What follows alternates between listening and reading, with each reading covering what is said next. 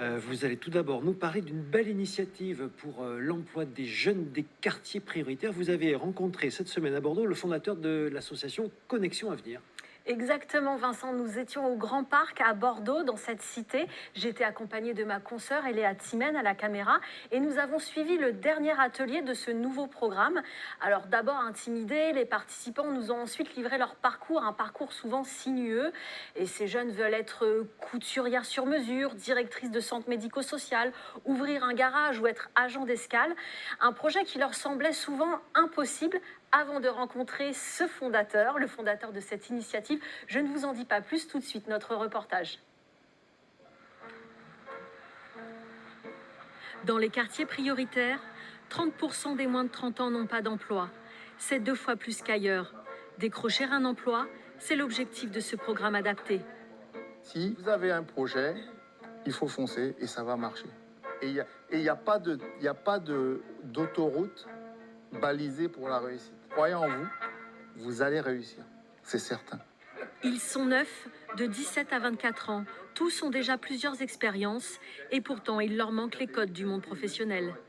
J'ai appris à refaire mon CV, comment se vendre face à l'employeur, comment se tenir, sa posture, comment se mettre en avant, comment faire sortir des éléments intéressants du CV. C'est un truc que je découvre parce que c'est pas des choses auxquelles j'étais informé avant. Du coup, j'étais juste pas au courant. Donc maintenant que je suis au courant et que je sais que ça peut aider, je vais l'utiliser. Donc tu vas te faire un profil LinkedIn, là ? Ouais. Plusieurs ateliers pour utiliser les outils informatiques, optimiser Internet, mais aussi apprendre à se connaître et se valoriser.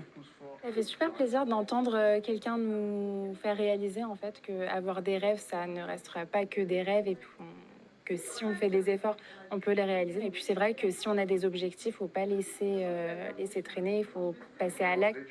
Un programme mis en place par cet ancien chef d'entreprise à la tête de plus de 500 salariés dans une dizaine de pays. Sa conviction, la cité est un vivier d'emploi.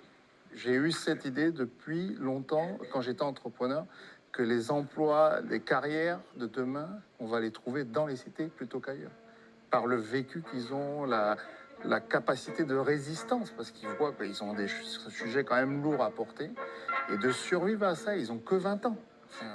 Quand ils parlent d'eux, il y a des gamins qui ont 25 ans qui n'en ont pas vu la moitié, quoi. Donc ils ont vraiment... Moi, mon but, c'est qu'ils prennent conscience de ça et qu'ils le valorisent. Et demain, ils peuvent tout casser, en guillemets, parce qu'ils ont des choses énormes déjà en eux. À l'issue, Hassan Hamza leur ouvre son réseau professionnel et leur garantit un suivi. Hassan a dit qu'il nous accompagnerait par la suite. Donc ça me rassure beaucoup. J'ai un peu plus confiance en moi. Je sais vraiment ce que je veux, mes objectifs et tout ça. Donc oui, je peux dire, oui, ça m'a un peu changé. Ça m'a mis les idées au clair. Des moyens, de l'espoir, les voilà dotés d'une nouvelle stratégie pour écrire leur avenir.